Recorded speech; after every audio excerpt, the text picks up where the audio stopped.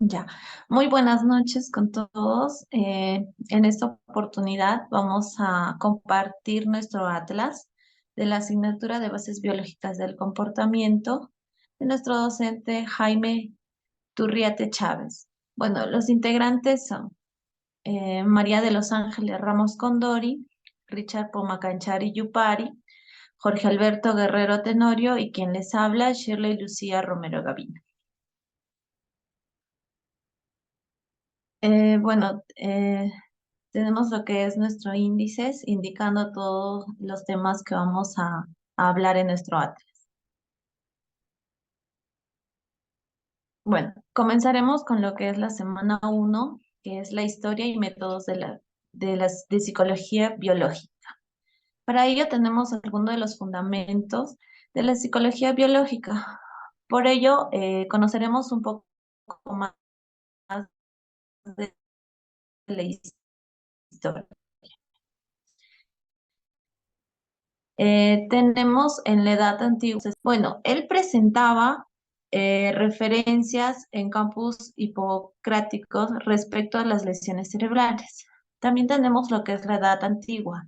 El representante es Galeno, de 1130 a 200 después de Cristo. Él realizó disecciones en diversos espacios vertebrados. Seguido tenemos la Edad Media. 472 a 1492. La teoría ventricular, espíritus animales en los periodos oscuros y se abandona la experimentación y la ciencia irritada. También tenemos lo que es el Renacimiento y Edad Moderna. El representante es Leonardo da Vinci en 1452 al 1519. Bueno, él aplicaba un nuevo método de estudio anatómico, en el cual usó cera líquida en los ventrículos. También tenemos en el Renacimiento y Edad Moderna a René Descartes, entre los años de 1596 a 1650. Atribuye a la glándula pineal el punto de unión entre la mente y el cuerpo. Seguido tenemos lo que es el Renacimiento y Edad Moderna con el representante Luigi Galván, entre los años de 1737 a 1798. Luigi Galván demostró que el fluido eléctrico procedería del interior del animal. Continuamos, y a su vez fue un médico fisiológico y físico italiano. También tenemos en la Edad Moderna a Franz Joseph Gell, entre los años de 1758 a 1828. Él realizaba una inspección del cráneo, identificando la inteligencia y rasgos psicológicos. Denominó su ciencia organológica. Sus seguidores lo llamaban luego frenología. También tenemos lo que es el Renacimiento y Edad Moderna con Karl Wernicke, entre los años de 1848 a 1905. Él se refirió a un caso muy distinto al de Broca por daño cerebral como un nuevo trastorno del lenguaje. También tenemos en la Edad Moderna a Gustavo Frisch y a Edward Hitze. Gustavo entre los años de 1838 a 1927 y Edward entre los años de 1838 a 1907. Ambos demuestran la existencia de la corteza motora en un modelo animal, en el origen del movimiento animal. También tenemos en la Edad Moderna a David Perrey. Entre los años de 1843 a 1928. Bueno, él identificó diversas áreas sensoriales de la corteza en primates. En cuanto a la edad moderna, tenemos a Santiago Ramón y Cajal. entre los años de 1852 a 1934.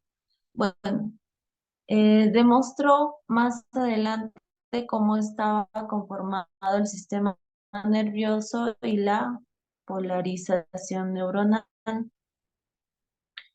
En la edad contemporánea tenemos a Charles Sherrington entre los años de 1857 y 1952.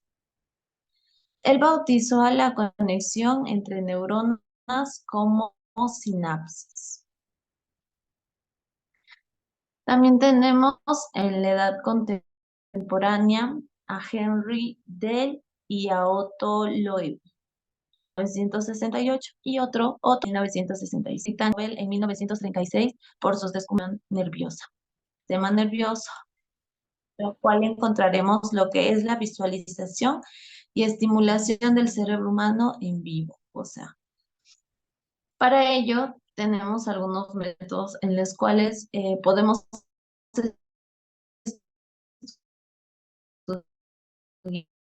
estudiar o visualizar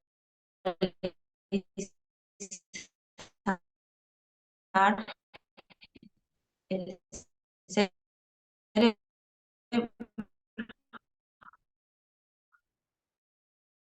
Uno de ellos es la tomografía axial computarizada, R. Tenemos también lo que son los métodos lesivos de investigación fisiológica. Estos métodos son histológicos, a su vez inmunocitoquímicas. También tenemos los métodos de investigación farmacológicas. Estas son debian a través de diferentes medios, ya sea por alimentos, sondas en el estómago, inyecciones, cánulas, pastillas, entre otras. También tenemos lo que son lesiones químicas, las cuales realizan a través de neurotoxinas selectivas que dañan a las neuronas cercanas. También tenemos lo que es la ingeniería genética, que es la supresión de genes. Se intenta identificar y luego investigar cualquier anomalía neural o comportamiento que pueda en el sujeto, los cuales son tres. Una de ellas es la evaluación neuropsicológica, la otra son los modelos de conducta animal, que son los experimentos con los animales, y el otro que son los métodos de comportamentales de neurociencia cognitiva. Bueno, en la semana 2 tenemos lo que es el sistema nervioso y conducta. Para ello hablaremos tanto del sistema nervioso central como también del sistema nervioso periférico. Para ello, tenemos lo que es el sistema nervioso central, que está dividido en dos, que es médula espinal y el encéfalo. Hablaremos un poco de las partes de la médula espinal. Como vemos ahí, tenemos lo que es el encéfalo. Y la médula espinal es prácticamente, bueno, está dividido en lo que es la cervical, la torácica, la lumbar, la sacrocóccix, la cola de caballo que le dice, y el filum terminal. En lo que es el encéfago, tenemos tres.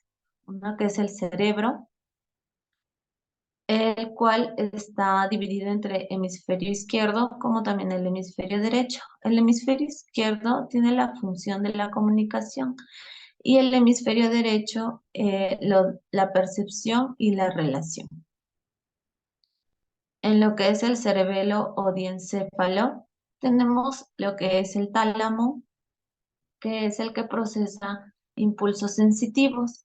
También tenemos lo que es el hipotálamo, que es el que regula la temperatura controlada, la actividad del zinc autónomo, controlada en el sistema neuroendocrino. También tenemos lo que es la glándula pineal o epífisis, que regula los ciclos de sueño y vigilia.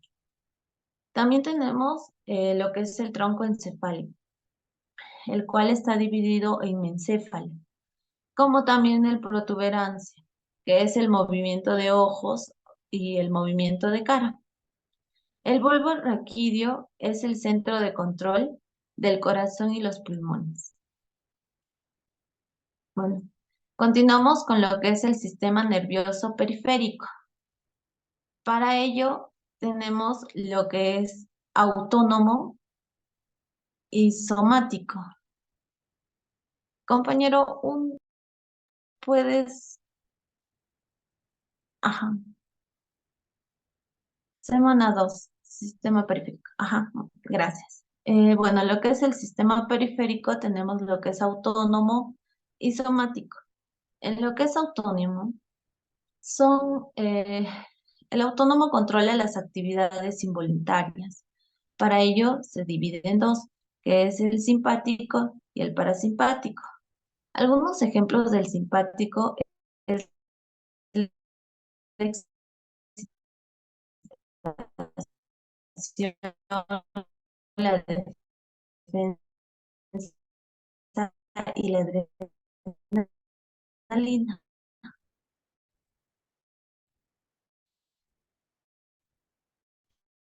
En cuanto para el parasimpático, él amortigua y y produce la acetilcolina, nervioso, que mantiene la homeostasis. Uno de los ejemplos es que contrae las pupilas, estimula la producción de saliva, contrae los bronquios, disminuye la frecuencia cardíaca, estimula la producción de bilis, estimula la digestión, relaja el músculo intestinal y también estimula la excitación sexual. En cuanto al simpático, moviliza las reservas bajo estrés, como también dilata las pupilas, inhibe la producción de saliva, relaja los bronquios, aumenta la frecuencia cardíaca, ralentiza la digestión, reduce los músculos intestinales, estimula la liberación de glucosa y estimula la producción de adrenalina.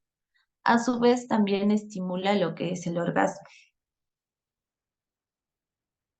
Bueno, continuando, entraremos a la semana 3, donde hablaremos de lo que es la filogenia, otogenia y genética del sistema nervioso. Bueno, la filogenia es la determinación de la historia evolutiva de los organismos. Para ello, eh, eh, se refiere al proceso de desarrollo de las especies y sus análisis comparativos con otras.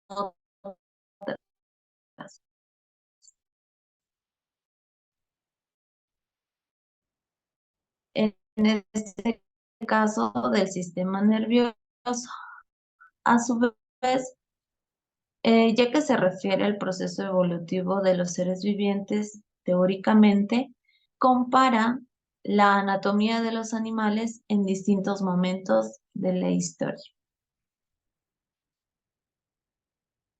La autogenia. Puede pasarlo. Gracias. Tenemos lo que es la autogenia. Bueno, la autogenia se refiere a la embriología, ya que denotan procesos que continúan más allá del nacimiento y nos recuerda la relativa inmadurez del sistema nervioso en el neonato. Para ello, eh, tenemos aquí el desarrollo del neonato, em, contando desde 25 días, 35, 40, 50, 100, 5 meses, 6 meses, 7 meses, 8 meses y 9 meses. Bueno, la conformación de las regiones del sistema nervioso cognitivo durante la gestación. Bueno, el prosencéfalo es el que está de color gris claro y es la porción anterior del tubo neural que experimenta el mayor desarrollo embrionario. A los 25 días se puede observar un círculo que es la vesícula óptica, que dará el origen a la retina. A los 6 meses se comienza a insinuar la insulina que se distingue claramente y a los 8 meses comienza a cubrirse por el desarrollo y pliegue de los lóbulos a los 9 meses. El mencéfalo y el romencephalo, el que está de gris oscuro, muestran un menor crecimiento. Y en cuanto a la región caudal del tubo neural, es el que está de color blanquito, el cual origina la médula espinal. Bueno, entraremos a lo que es la semana 4. Encontraremos lo que son las estructuras protectoras del sistema nervioso. Una de ellas es el cráneo, ya que está constituido por estructuras óseas de 8 huesos, dos temporales, dos parletas, un occipital, un frontal, un esfenoide y una etmoides, la cual su función es la de proteger el encéfalo y proveer un sitio de adhesión para los músculos faciales. Aquí, como vemos en la imagen, podemos ver dónde está la línea temporal superior, también la sutura lamboidea. Tenemos lo que es el conducto auditivo externo, el maxilar y sobre todo lo que es el agujero parietal. También tenemos los que son los meninges. Estas son unas membranas de tejido conectivo que cubre todo el sistema nervioso central, añadiéndose una protección blanda que complementa a la dura de las estructuras óseas. Podemos ver que están cubiertas del cerebro. Tenemos en diferentes capas, una de ellas es la piel, el cráneo, la dura madre, la aracnoide y el pia madre. Eso está dentro del meninges. El meninges cubre todo esa parte y el cerebro. También tenemos la que es la barrera hematoencefálica. Este protege al cerebro de la llegada de sustancias externas, impidiendo que en una gran parte de las infecciones víricas y bacterianas afecte al encéfalo. Metaboliza los elementos para hacerlos cruzar entre sangre y tejidos nerviosos sin que alteren el funcionamiento del sistema nervioso de un modo indeseado. Para ello tenemos lo que es el capilar en la imagen, el músculo liso, la arteriola, los pericitos y la membrana basal. Bueno, seguido tenemos lo que es la columna vertebral. Eh, Actúa como un canal de comunicación para el cerebro. Los mensajes nerviosos son transmitidos y recibidos a través de la médula espinal. Los nervios de la médula espinal transportan mensajes entre el cerebro y todo el resto del cuerpo, por lo cual la columna es quien protege a esta médula, ya que se encuentra entre, entre los huesos. Como vemos en las imágenes, podemos ver lo que se encuentra la médula ósea.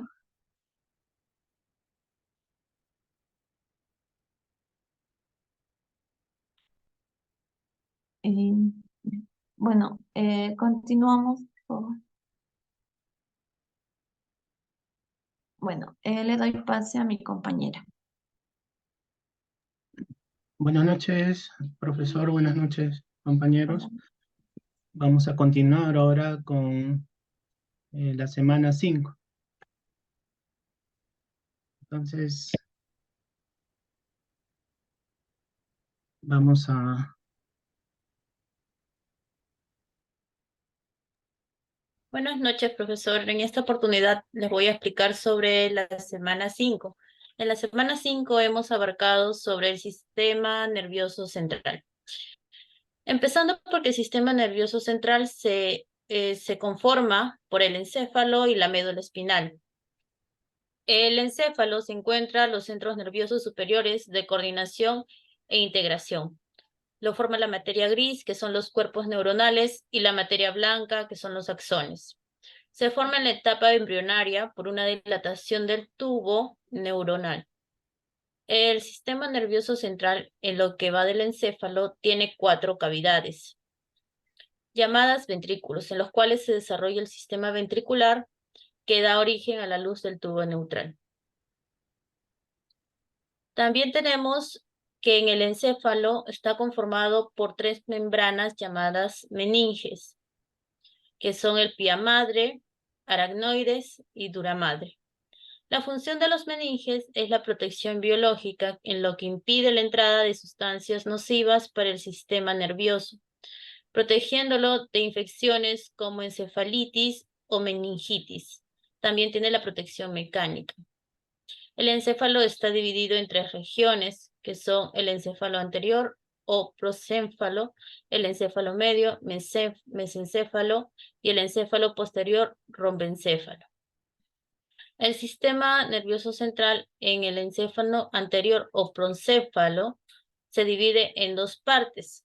La primera es el telencéfalo o cerebro, que permite elaborar sensaciones conscientes. Y el diencéfalo, que se divide en 3 regiones, que son el tálamo, el hipotálamo y el epitálamo. El tálamo recoge los impulsos sensitivos. El hipotálamo controla la función endocrina. En el encéfalo anterior prosencefálico tiene la corteza que produce en la zona de asociación, en la zona sensorial y en la zona motora.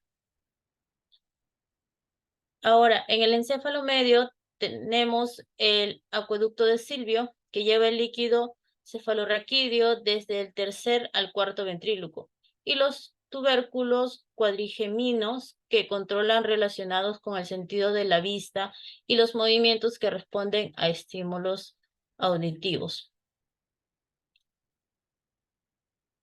También tenemos en el encéfalo posterior el cerebelo, que sus partes son el vermis y el lóbulo cerebelosos. Su función del cerebelo es que es un órgano encargado del control de la motricidad y está relacionada con ciertas funciones cognitivas como la atención, el procesamiento del lenguaje, la música y el aprendizaje. Tenemos también la médula espinal. La médula espinal forma parte del sistema nervioso central y se encuentra dentro de la columna vertebral. A la alta alumbra se forma una ramificación de esta llamada cola de caballo. El epéndimo es un canal por el que fluye el líquido cefalorraquídeo. La médula espinal se divide en 2 surcos y en ellos se distingue la materia gris y la materia blanca. La materia blanca, que está conformada por los axones, que forman las fibras ascendentes hacia el encéfalo y descendentes hacia los órganos. La materia gris la forman los cuerpos de las neuronas, que son los somas. El sistema nervioso, la médula espinal contiene 31 nervios espinales o raquídeos, entre ellos 8 cervicales, 12 dorsales, 5 lumbares y 6 sacros.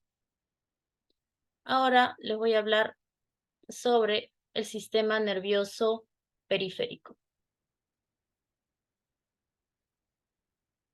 El sistema nervioso periférico se divide en el sistema nervioso autónomo y el sistema nervioso somático.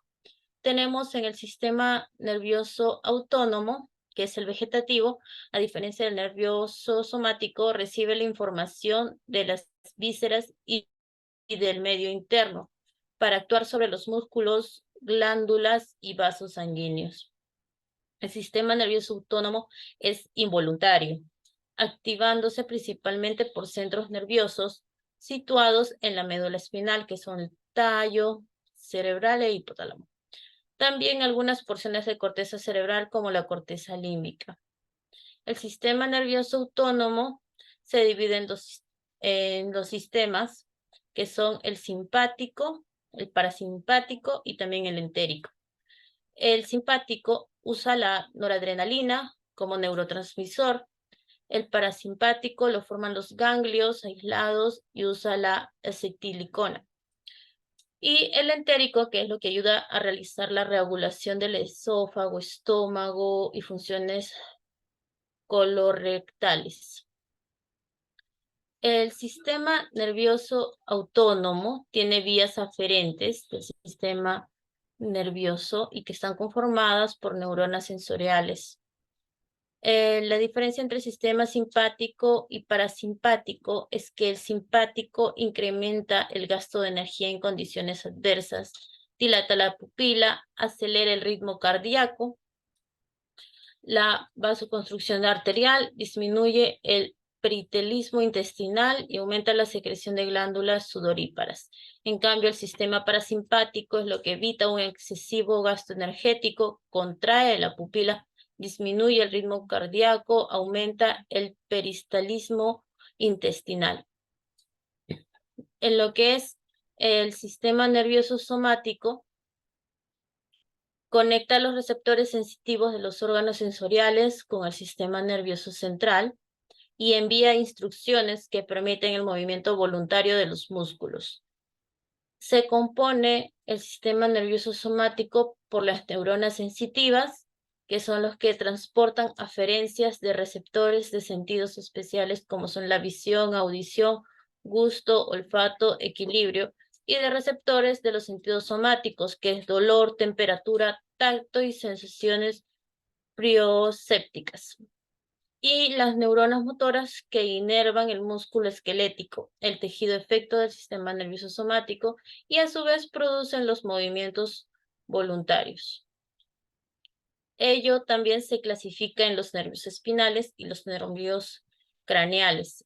En los nervios espinales son los que envían información sensorial del tacto, del dolor, del tronco y las extremidades hasta el sistema nervioso central a través de la médula espinal. Envían también información de la posición y el estado de la musculatura y de las articulaciones del tronco y las extremidades a través de la médula espinal.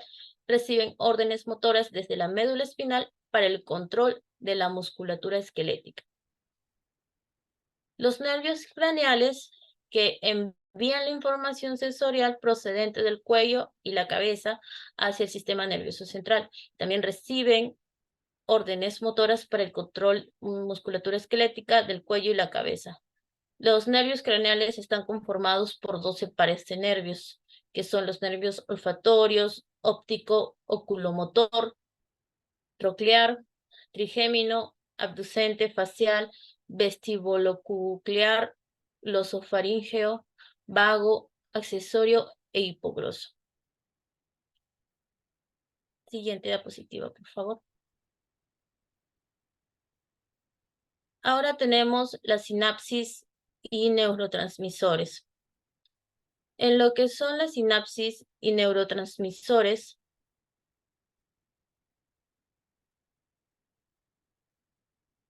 una antes, por favor. Gracias. Ahí tenemos a la neurona. La neurona tiene sus tres partes, que son el cuerpo soma, las dendritas, el axón. El cuerpo soma, sus dimensiones es que entre 4 micrones, que son células granulosas del cerebro, y 140 micrones, que son las células motoras del cuerpo anterior de la médula espinal. Este cuerpo o soma tiene su forma esférica, puede ser también ovoide, piramidal, fosiforme, estrellada o poliédrica. Su forma y tamaño varían. En las dendritas una o varias prolongaciones relativamente cortas y muy ramificadas que dan origen a ramas primarias, secundarias, terciarias. Gruesas en su origen, se adelgazan en los extremos. La superficie presenta irregularidades que son las espinas dendríticas. El citoplasma dendrítico tiene los mismos organelos del resto del pericarión con abundancia de neurotubulares o neurofilamentos. La recepción de impulsos nerviosos de los axones poseen quimioreceptores. El cilindro eje o axón, su morfología viene delgado o liso, y ello es una larga porción de la neurona que se especializa en la conducción del impulso nervioso, alejándolo del soma y contactando a otras células por medio de la sinapsis. Ahora les voy a hablar sobre la sinapsis. Siguiente diapositiva, por favor. La sinapsis, neurotransmisores. La sinapsis es un sitio en el que dos neuronas se ponen en estrecha proximidad y se produce comunicación interneuronal funcional. Las sinapsis se encuentran en las axodéntricas, axosomáticas, axoaxónicas. Hay diferentes tipos de sinapsis, que son las eléctricas y las químicas. En las eléctricas, nosotros podemos encontrar nos ayuda a la transferencia directa de la corriente iónica de una célula a otra y tiene lugar en localizaciones especiales. Y la sinapsis química tiene la entrada y es transmitida cuando una neurona libera un neurotransmisor. Se encuentran en diferentes regiones que son el elemento presináptico, hendidura sináptica, elemento posináptico. Las fases de la sinapsis química, que son la difusión, el viaje a través del espacio sináptico, el acoplamiento, que es la unión al receptor postsináptico, y la limpieza, que es la neurona o la guía reabsorbe, lo que emplea tal forma que se abandona el espacio sináptico. ¿Qué son los transmisores? En ellos su función es provocar en la neurona postsináptica un potencial de acción excitatorio o inhibitorio. ¿Tienen alguna acción los neurotransmisores? Todos los transmisores tienen acciones en las cuales son liberados a partir de las terminaciones nerviosas por las ligeras de impulso nervioso. Tenemos ahí algunos de los neurotransmisores, que son la dopamina, noradrenalina, acetilcolina, serotonina, la GABA y el glutamato. Le doy paso a mi siguiente compañero.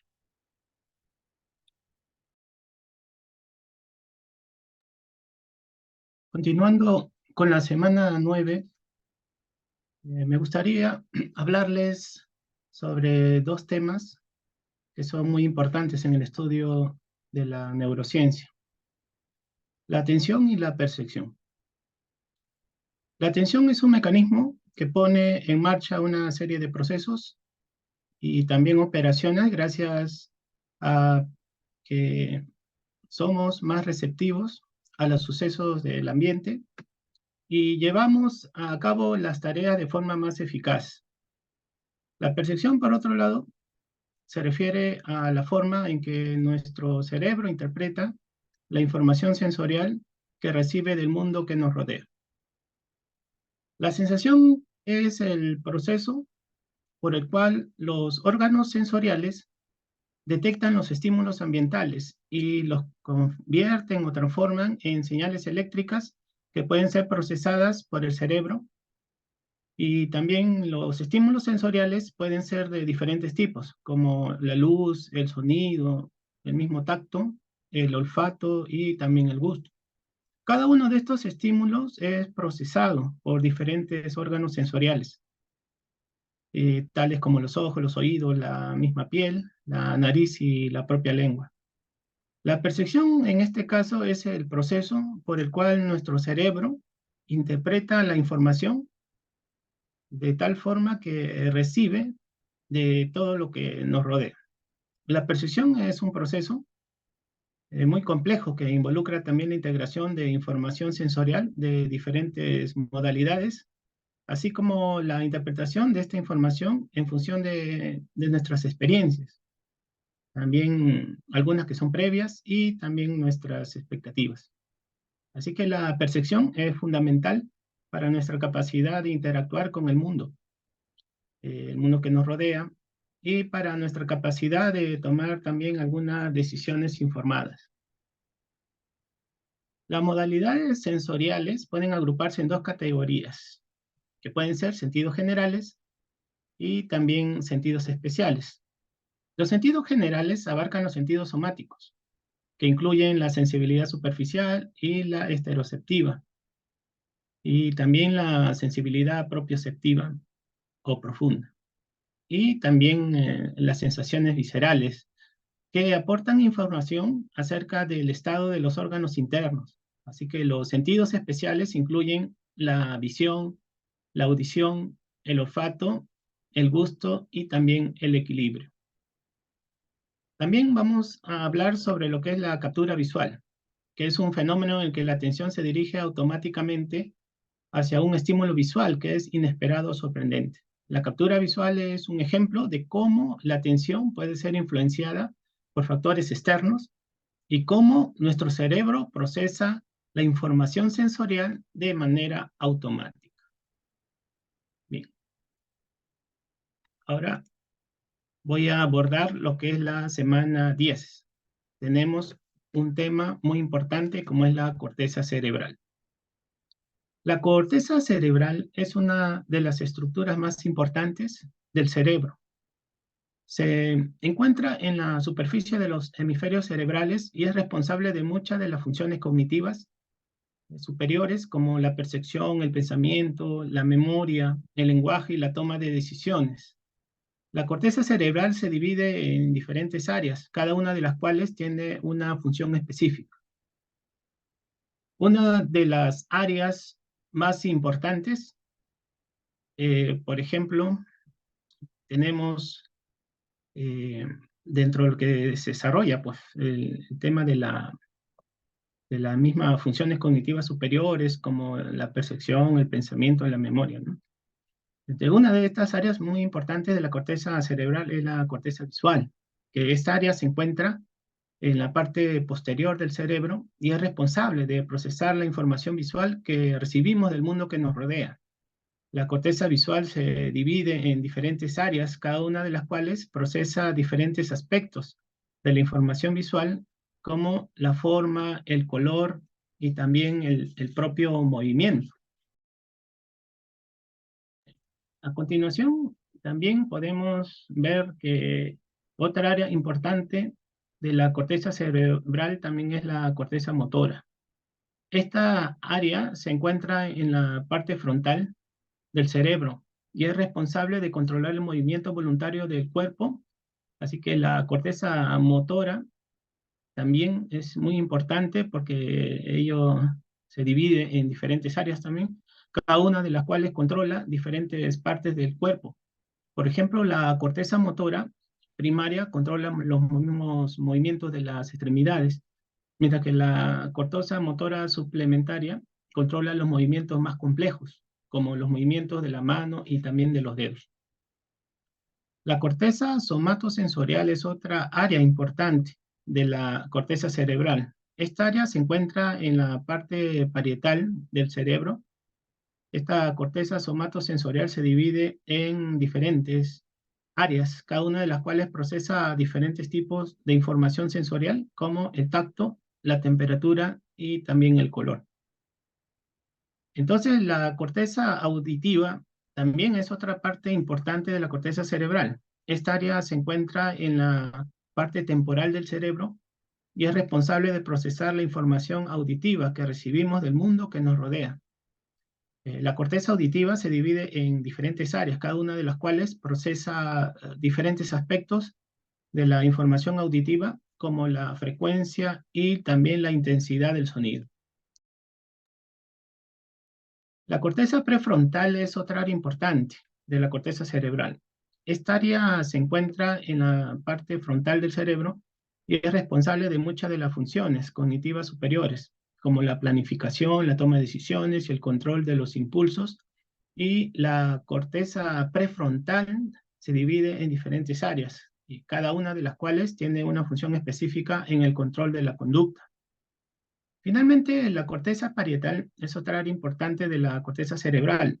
Esta área se encuentra en la parte parietal del cerebro y es responsable de integrar la información sensorial y espacial para producir una percepción coherente del mundo que nos rodea. Y así que también la corteza parietal se divide en diferentes áreas, cada una de las cuales procesa diferentes tipos de información sensorial y espacial también. Ahora voy a continuar con la semana 11. La función sensitivo-motora, que es una de las funciones más complejas del sistema nervioso, ya que involucra una gran cantidad de procesos, de estructuras. A continuación vamos a profundizar en cada una de las partes que la componen. La misma función sensitiva se divide en dos partes, la sensibilidad esteroceptiva y la sensibilidad propioceptiva. La sensibilidad esteroceptiva se encarga de recibir información del medio ambiente a través de los sentidos, como la vista, el oído, el tacto, el olfato, el gusto. Esta información es procesada por el cerebro y nos permite percibir el mundo que nos rodea. Por otro lado, la sensibilidad propioceptiva se encarga de recibir información sobre la posición y el movimiento de nuestro cuerpo. Esta información es procesada por el cerebro y nos permite realizar movimientos muy precisos y coordinados. También la función motora se divide en dos partes, la motricidad voluntaria y la motricidad involuntaria. Si nos referimos a la motricidad voluntaria, se encarga de enviar señales desde el cerebro a los músculos para profundizar movimientos voluntarios. O sea, esta parte de la función motora es esencial para realizar actividades cotidianas, como caminar, correr, escribir, entre otros. Por otro lado, la motricidad involuntaria se encarga de controlar los movimientos automáticos del cuerpo, como la respiración misma, la digestión y el latido del corazón. La habilidad motora es esencial para realizar movimientos precisos y coordinados. Esta habilidad se desarrolla a lo largo de la vida y es también influenciada por factores como la genética, la experiencia y el aprendizaje. La habilidad motora se divide en dos partes, la habilidad motora gruesa y la habilidad motora fina. La habilidad motora gruesa se refiere a la capacidad de realizar movimientos grandes y coordinados, como caminar o correr. Por otro lado, la habilidad motora fina, en este caso, se refiere a la capacidad de realizar movimientos pequeños y precisos, tales como escribir o también dibujar. El área de Wernicke es una región del cerebro bastante importante también, que es una de las regiones que se encarga de la comprensión del lenguaje. Esta área está ubicada en la corteza temporal del cerebro y se comunica con el área de Broca. Así que ello se encarga de la producción del lenguaje. La comunicación entre estas dos áreas es esencial para el procesamiento del lenguaje. También la función, aquí tenemos la función integradora, que es la capacidad del cerebro para procesar información de diferentes fuentes y producir una respuesta adecuada. Y esta función es esencial para la toma de decisiones y la resolución también de algunos problemas. En este caso, la función integradora se lleva a cabo en diferentes regiones del cerebro, como la corteza prefrontal y la corteza parietal.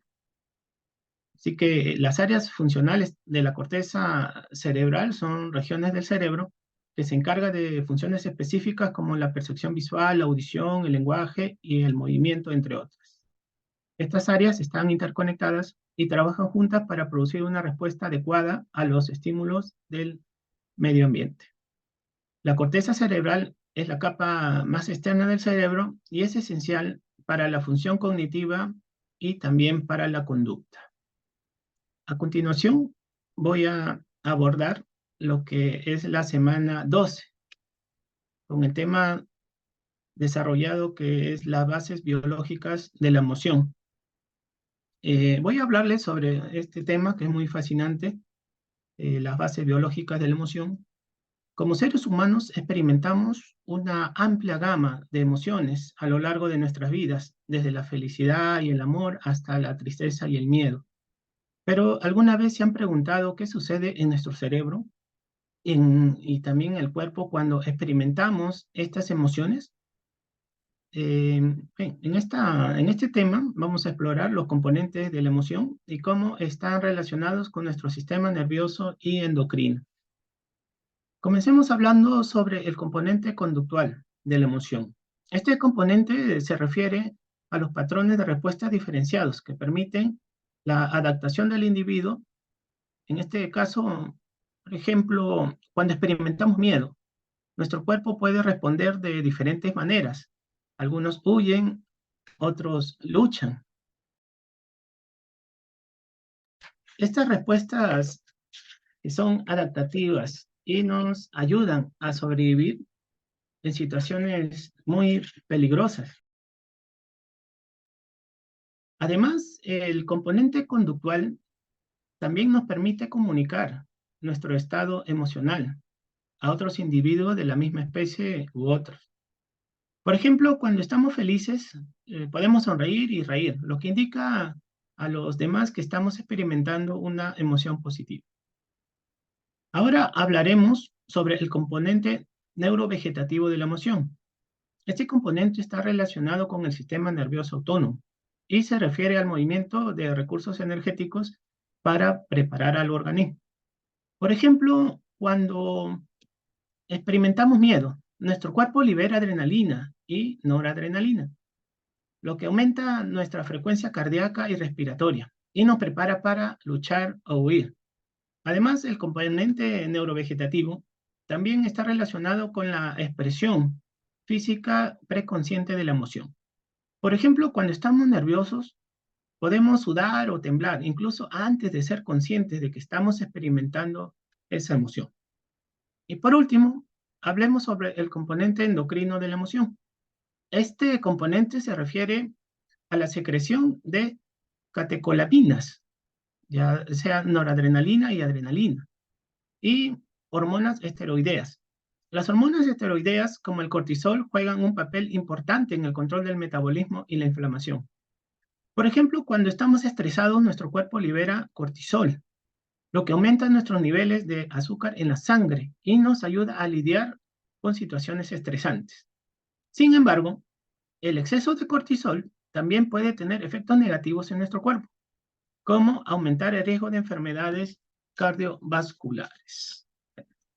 Aquí la exposición de la semana 12. Voy a darle pase a mi siguiente compañera. Buenas noches, compañeros. Continuando con la semana 13, en este veremos los ritmos biológicos y sueño. ¿Qué es? La vida está hecha pues de ritmos, entonces podemos indicar que controlan gran parte de nuestras funciones corporales normales, incluido el rendimiento, el comportamiento y el sueño, y las funciones endocrinos, donde podemos clasificar en circadianos, infradianos y ultradianos. Circadianos en este ciclo de vigilia y sueño se asemeja a un reloj. Se encuentra alineado con la luz y la oscuridad, como vemos en la imagen. Por lo tanto, de forma natural el cuerpo segrega la hormona como la melatonina eh, de espacios oscuros, que nos da la sensación de dormir, de querer dormir, y al llegar el sol, estos niveles van disminuyendo y nos podrá más alerta durante la mañana. Imaginemos que a partir de las 9 p.m. descansamos y en, en esta hora, si dormimos, habrá una secreción de melatonina. Aproximadamente de las 11 de la noche los intestinos descansan y dejan de moverse. y aproximadamente a las 2 de la mañana el sueño es profundo y ya aproximadamente a las 6 de la mañana la presión sanguínea aumenta. Y a las 8 de la mañana aproximadamente se reactiva nuevamente, en este caso, el movimiento intestinal. Es donde ya debemos desayunar con buena alimentación para estar energizados durante el día. Y aproximadamente a las 10 de la mañana es un estado de atención máximo. Como estrategias debemos tomar para mejorar el ritmo circadiano, como alimentarnos saludable, tomar siestas como 30 minutos durante el día, tomar agua para mantener el equilibrio del cuerpo, hacer ejercicios, también evitar el consumo de alcohol. Y ahora veremos los ritmos infradianos. Entendemos todos aquellos hábitos y actividades del organismo que se dan con una cadencia inferior a 24 horas, es decir, menos de una vez al día. Los ritmos ultradianos son los latidos del corazón, parpadear, el ritmo de respiración y los ojos a los ciclos de REM, de sueño.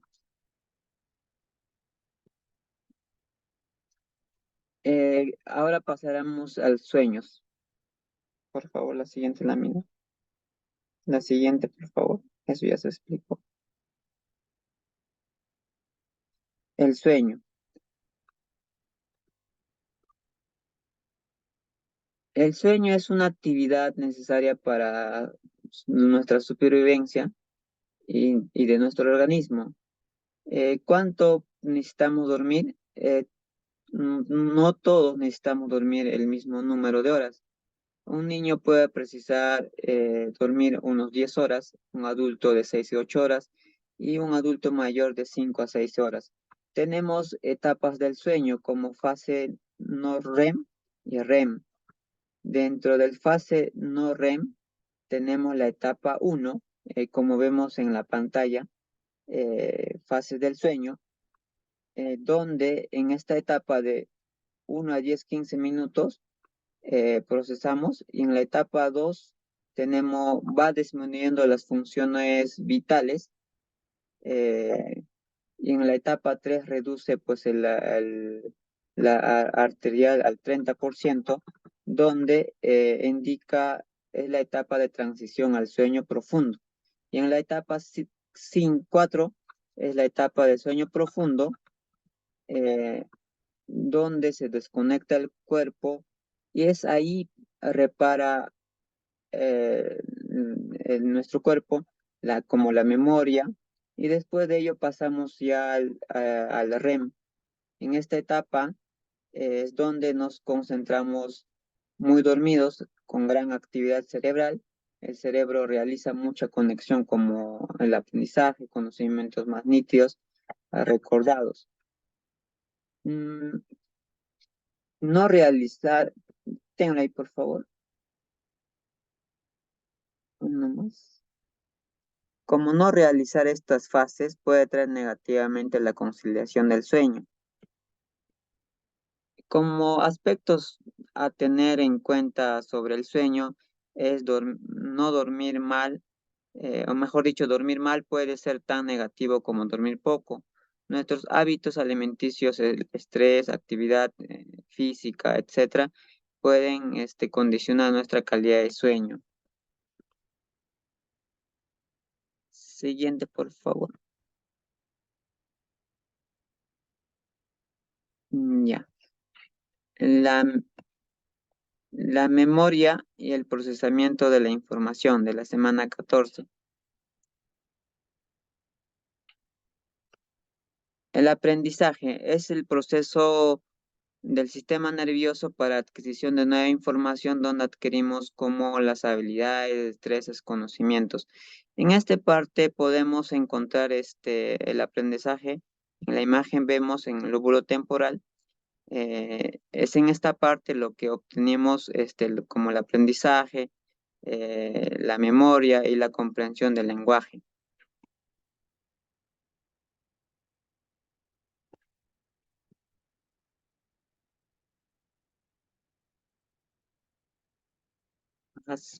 Ahí quédate, por favor. Y ahora pasamos la memoria. La memoria es la capacidad que tiene que nos mantiene en almacenar, retener, recordar la información que ha sido adquirida en su momento determinado de nuestra vida. Tipos de memoria podemos clasificar memoria de corto plazo, memoria de largo plazo, como declarativa, explícita, semántica, episódica, no declarativa, en este caso la implícita. ¿Cómo funciona la memoria? A través de la codificación o retención y consolidación. En este campo, la función para obtener la memoria es el hipocampo. Es una parte del sistema nervioso central. Este sistema límbico, su función se encarga de la memoria, en donde el sistema límbico, pues vemos las emociones, el hipocampo, pues se ubica en el lóbulo temporal. Su función es la memoria y ubicación espacial. Como lesiones a este sistema hipocampo, puede haber las enfermedades como Alzheimer, epilepsia, estrés y otros. Ahora la siguiente, por favor. En la semana 15, sobre la lateralización y lenguaje y pensamiento. La lateralización tenemos dos cerebros, uno del lado derecho y el otro lado izquierdo. Cada hemisferio del cerebro está especializado para determinar habilidades o comportamientos. Se conoce como lateralización cerebral, como el hemisferio izquierdo y el hemisferio derecho. En el hemisferio derecho controla el lado izquierdo del cuerpo, como podemos percepcionar la música, el ritmo, emociones, el reconocimiento facial, pensamiento holístico.